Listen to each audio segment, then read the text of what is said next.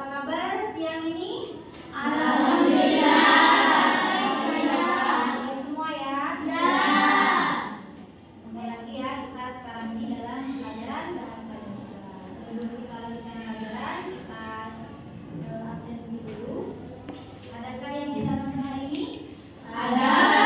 Apa yang tidak masuk? Husna. Amira. Kenapa tidak masuk? Ada. Kita doakan semoga cepat sembuh ya. Amin. Supaya bisa bergabung kembali dan belajar bersama. Selanjutnya, silakan dibuka kelasnya. Sekarang kita akan mempelajari tentang buku fiksi dan Non-fiksi. Sebelumnya ada yang sudah pernah mendengar tentang buku non-fiksi dan buku fiksi? Sudah. Apa itu buku fiksi? Buku karangan. Buku buku yang berupa hayalan atau imajinasi. Kalau buku non-fiksi berupa sesuatu yang nyata. Untuk lebih memahami tentang buku fiksi dan non-fiksi, mari kita pelajari bersama-sama. Di sini di buku LKS kita, buku LKS Bahasa Indonesia ini dijelaskan bahwa buku fiksi adalah buku yang berisi cerita imajinatif, hayalan atau tidak berdasarkan kenyataan. Itu namanya buku fiksi. Dalam buku fiksi itu ide ceritanya atau isi ceritanya itu berupa hayalan atau imajinasi dari penulis. Ya, imajinasi dari penulis. Jadi terserah penulis mau menuliskan apa itu sesuai dengan imajinasi mereka sendiri. Itu namanya buku fiksi. Tujuan dari buku fiksi adalah untuk menghibur dan mengajak pembaca seolah-olah masuk ke dalam cerita. Jadi seperti ketika kita membaca sebuah novel tentang kesedihan, misalkan anak kecil yang malam, seperti itu. Tentunya ketika kita membaca novel itu, membaca cerita itu, dan ada beberapa peran yang sedang sedih, tentunya kita akan ikut merasa sedih. Itu namanya buku fiksi. Ya, ide dari imajinasi dari penulis mengajak kita seolah-olah masuk ke dalam cerita itu. Itu tujuan dari buku fiksi. Kemudian ciri-ciri dari buku fiksi adalah yang pertama, berisi cerita atau hayalan atau sesuatu yang tidak benar-benar terjadi. Yang kedua, ditulis dengan bahasa kiasan atau bahasa perumpamaan. Misalkan, anak kecil itu duduk di pinggir jalan sambil menangis. Itu namanya bahasa kiasan. Jadi seolah-olah kita akan membayangkan seorang anak kecil yang duduk di pinggir jalan sedang menangis. Itu namanya bahasa kiasan. Selanjutnya yang nomor 3 dari ciri-ciri buku fiksi adalah bahasanya tidak baku. Bahasa tidak baku itu bukan bahasa yang memang terlalu resmi atau bahasa-bahasa sehari-hari yang dimudahkan untuk pembaca dapat memahaminya. Yang nomor 4 adalah tidak perlu dipertanggungjawabkan isinya. Jadi kalau buku fiksi atau buku cerita, kita tidak perlu terlalu memikirkan apakah cerita yang ada pada buku itu berasal dari kenyataan. Apakah benar peristiwa yang terjadi di buku fiksi itu benar-benar terjadi di Bandung misalkan. Itu tidak perlu kita pertanyakan, tidak perlu kita teliti dan tidak perlu kita pertanggungjawabkan, karena isi yang ada pada buku fiksi itu semuanya adalah imajinasi pengarang buku itu. Selanjutnya, contoh buku fiksi itu bermacam-macam. Pertama seperti cerpen. Tahu cerpen ya? Ya. Cerita pendek. Kemudian ada novel.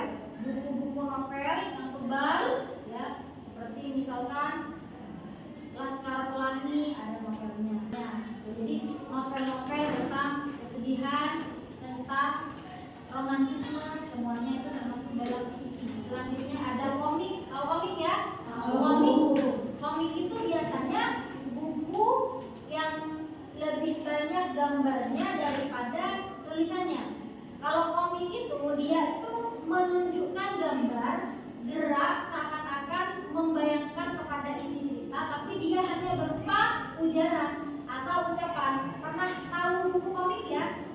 Tahu ya? Berbeda dengan cergam.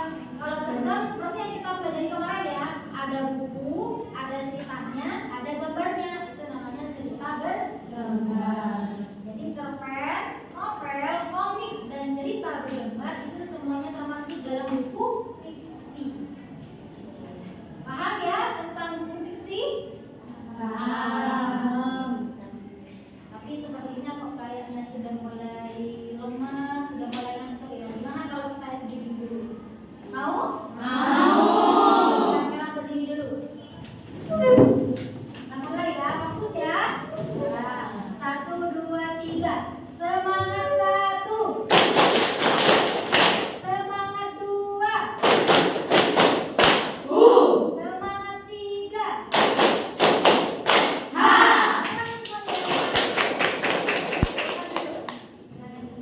Kalau gitu kan sudah mulai semangat lagi ya. Selanjutnya kita lanjutkan pada pembahasan selanjutnya yaitu tentang buku non fiksi. Sudah paham tentang buku fiksi?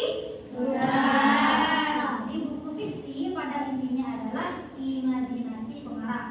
Selanjutnya ada yang namanya buku non fiksi. Apa itu buku non fiksi? Yaitu buku yang dibuat berdasarkan data, fakta, penelitian, dan kenyataan. Itu adalah buku non fiksi. Isi dari buku non fiksi itu adalah informasi, pengetahuan, dan wawasan. Itu isi dari buku non fiksi. Apa tujuannya? Yaitu menyajikan temuan-temuan atau informasi baru yang dapat dijadikan sebagai tambahan pengetahuan.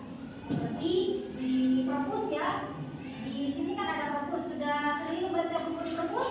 Sudah. Itu di perpustakaan ada buku fiksi, ada buku non fiksi. Tapi lebih banyak buku non fiksi. Seperti tentang bagaimana menjadi wanita solehah, bagaimana supaya asal mula terciptanya manusia. Buku-buku seperti itu menambah pengetahuan. Buku yang dapat menambah pengetahuan dan tidak berupa cerita disebut buku non fiksi. Kemudian ciri-ciri buku non fiksi itu yang pertama menggunakan bahasa formal. Kemudian nomor 2 ditulis berdasarkan fakta. Jadi isi daripada buku non fiksi itu semuanya benar.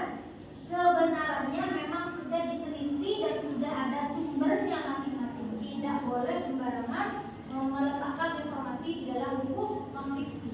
Jadi semua yang ada dalam buku non fiksi itu semuanya nyata atau benar sesuai penelitian. Selanjutnya yang nomor 3, isi buku merupakan sebuah pengetahuan dan informasi. Jadi isi buku dari non fiksi itu berupa pengetahuan dan informasi, tidak berupa cerita. Kecuali memang cerita itu hanya dijadikan contoh. Misal buku tentang akhlak membantu akhlak baik menjadi seorang yang penyabar. Bagaimana menjadi seorang yang penyabar? Contoh, ketika kita difitnah oleh teman, ada teman yang tidak suka kepada kita, lalu kita difitnah mencuri misalkan. Jadi kita pergi ke lemari teman, ternyata hanya meminjam barang yang sebelumnya kita sudah izin. Boleh sana ambil sendiri di lemari ya. Lalu kita pergi ke lemarinya, ternyata oleh teman yang lain dikatakan bahwa kita mencuri, padahal kita sudah izin kepada pemiliknya. Itu namanya difitnah. Dan kita apa yang harus dilakukan ketika kita difitnah? Maka harus bersabar. Karena setiap keburukan dan kebaikan itu pasti akan terungkap dengan sendirinya. Contohnya seperti itu. Jadi menggambarkan penjelasan yang ada pada buku non fiksi itu berupa cerita. Itu boleh, tetapi tidak sepenuhnya berupa cerita. Kalau sepenuhnya berupa cerita, maka disebut buku fiksi. Paham ya? Selanjutnya, contoh dari buku non fiksi seperti buku-buku ilmiah, karya-karya ilmiah, ada juga laporan dan ada juga buku-buku skripsi dan lain-lain. Di sini saya bawakan contoh-contoh bukunya ya. Sini saya bawa ada 2 buku. Yang pertama novel 30 Lihat ya. Ini novel. Tapi judulnya 30 juz. Tapi novel. Jadi 30 juznya tuh bukan tentang cara hafal 30 juz, bukan, tetapi kisah seseorang yang dia bisa menghatamkan 30 juz. Mereka tuangkan dalam buku ini berupa novel. Memang setebal ini.